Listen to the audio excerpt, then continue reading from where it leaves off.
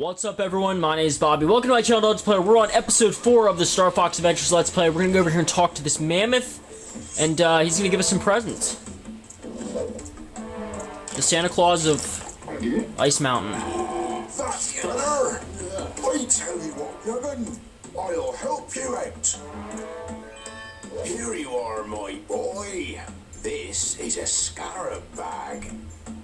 By collecting scarabs, you'll be able to buy many useful items. See, the problem with newer games like this is whenever there is voice acting, it's like it kind of withdraws the Let's Player itself, because I know in old Nintendo games it's like there's no voice acting for the most part on almost every single game.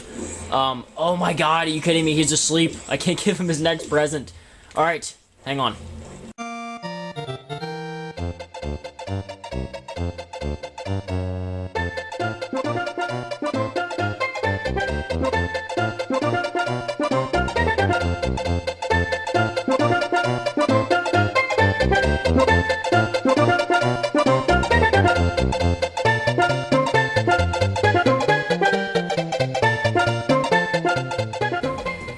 Alright, finally he's woken up. Oh my god, I forgot how long the day and night cycles were in this game.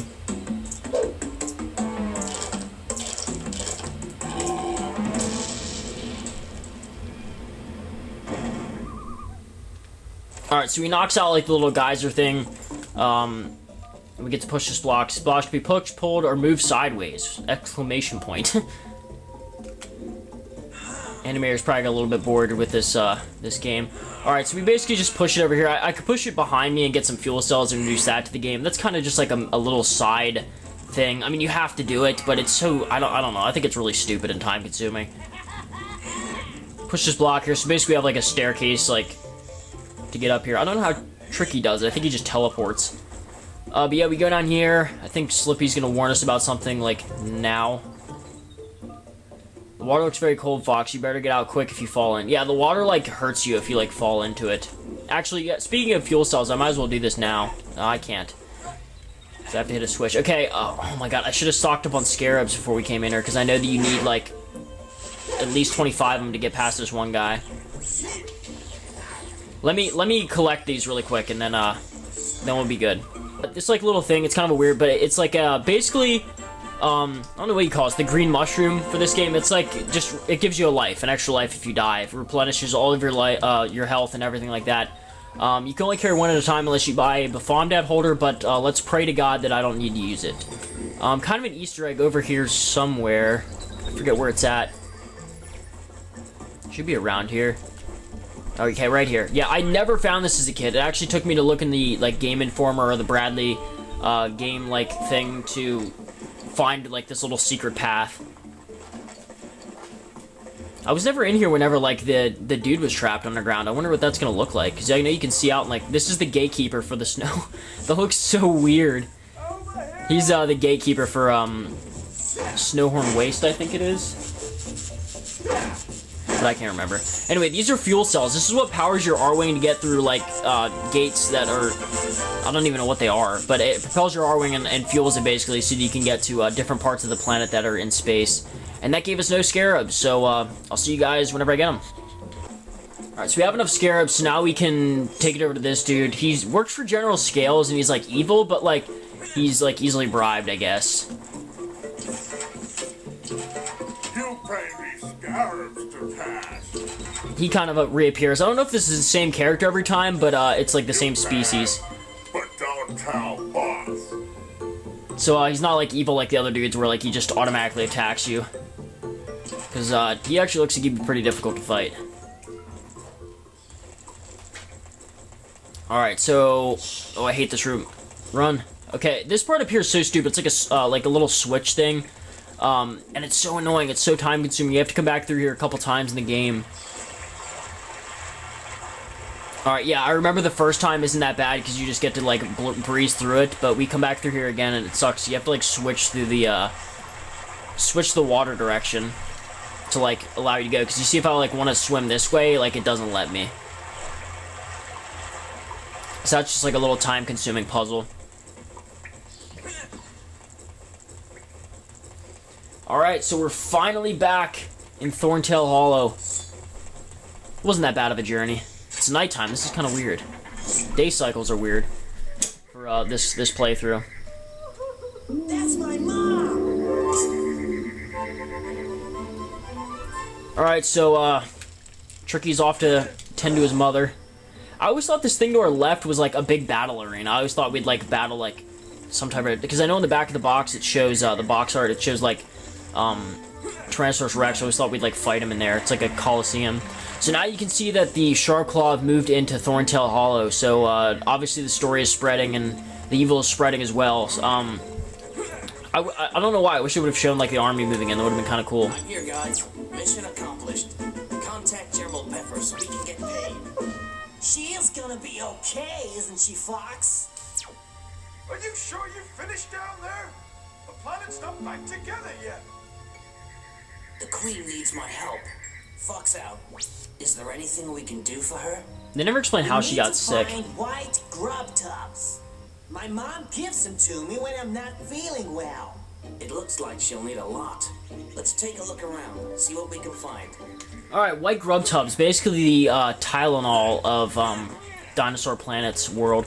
So anyway, we gotta go buy this lantern first of all before we go down there because this one dude won't let us pass unless we have like this firefly lantern to light our way because it is super dark down there. So guys, I figured I'd take a break for this next part and kind of divulge into like my personal life a little bit. Give a little. I want to stick to the main story in this game and dip into a few personal life stories. But first off, I want to say that I used to have a job back in New Mexico. Whenever I used to live there, I was out there for military purposes. And whenever I had this job, where's the thing? Right here's the thing we have to buy. Whenever I had this job, we would have to go out on, it was like for movie and show sets. I was on the set of Better Call Saul, Batman vs. Superman, all sorts of stuff, Breaking Bad, and it was my second day of work, and they, for whatever reason, sent me out to work in this godforsaken, it was like the middle of nowhere out in New Mexico, but it was like really lush and green, which is really like weird for New Mexico. It was like a national park or something like that. And whenever I was sent out there, they didn't really give me too much information on. They just told me where to go for the address for the park itself. So I'm like, okay. So I drive out there, and whenever I get out there, I'm like, they say talk to the park ranger. He'll tell you where to go. So I go up to the park ranger, and because the park was closed whenever I got there, he was gonna let me in. And he's like, I was like, hey man, do you know anything like media that's going on today that like they would need security for? And he was like, well, there's a wedding going on down to your right, and there's a photo shoot going off to your left. So the photo shoot's probably your best bet. I was like, okay. So I drive down to the photo shoot, and there's this like RV in the middle of nowhere. You stay here. I'll go search down there. But I need to help my mom. Alright, he's just telling Tricky he can't come along here. But, so I drive down to this, like, RV, I pull up, and they're all like, what the heck? They're all German. They barely, I mean, they speak English, but it's a little bit of broken English, and a few Americans there. And I'm like, hey guys, my name's Bobby, let me know if you need anything today, I'm gonna be your security. And they're all like, oh, okay, and a couple of them were like, I didn't know we were getting security today. So I'm like, alright, so I'm hanging out there. I was just hanging out in my truck for the most part, because there was no real need for security for them, so I'm like, I was just kind of hanging out, killing time. I had 12-hour shifts whenever I worked for this company. And this is a launch pad. We don't have that power up yet. We're going to get it here pretty soon. And I was like, okay, well, this isn't that big of a deal. So I sit in my truck, and I was like playing on like a little Nintendo, like a Pokemon game or something like that, just to pass the time. And they invited me to have, like, catered lunch and breakfast with them. So I was eating. I was like, this is amazing. Like, I love this. This is, like, I could do this job for the rest of my life. Like, there's hot, like, it was for, like, a German catalog, like, photo shoot. And they were just hot, like, German models walking around all over the place. Like, sometimes just in their bras. Like, I'm not even kidding you. Like, posing in the wilderness, like, out there. And I was like, this is fantastic. So, the World Cup was on that day. And I wanted to watch it, but I couldn't because I'm obviously out in the middle of nowhere. And I get invited into the RV to watch it. They had a satellite television, and I'm getting lost. Where am I trying to go here? And I get invited in, and we're watching the German game. And obviously, all these Germans watching a German football game for the FIFA World Cup, like, are going ballistic. It was so awesome. We had a great lunch.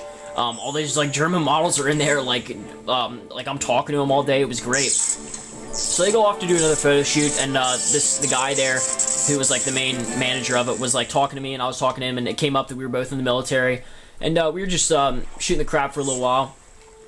And then after a little time passes, I get a call from my boss. He's like, hey, man, where you at? I was like, I'm at the photo shoot, man. And he's like, what do you mean? I was like, I'm at the photo shoot that we were having today. And he's like, what photo shoot? And I was like, the German photo shoot for the catalog. And he's like, dude, you were supposed to be a Better Call Saul. Like, what are you talking about? You're at a photo shoot. And he was talking about, like, some other guy came to look for me because their reports and security wasn't there that day. And, like, then it hit me and I was like, oh my freaking god, I'm not supposed to be here. I was at this German photo shoot catalog thing for, like, all day, like, totally unwarranted. Like, they had no clue, like, who I was. I had no, like, oh my god. So here I'm at this place all day. I stand up, like, just with my eyes wide open. They had to have known something was up because I was like, he's like, what's wrong, man? I was like, oh, nothing, man. My boss says I have to go check something at the front of the park. And he's like, okay. And he's like, you're going to be back tomorrow, right? And all the girls are like, oh, yeah, you're going to be back tomorrow, right? And I'm like, oh, yeah, sure. So I, like, rush out of there and, like, get in my truck. I had to explain everything to my boss. They were about to fire me. Like, he was just, like, screaming at me until I explained the story to him. And then afterwards, he was, like, in tears laughing. So a little personal story of my life there when I was working out in New Mexico. Oh my god, just so many funny stories, and I can't wait to share more with you guys. And next episode we're gonna go get some white grub tubs, and see you guys later.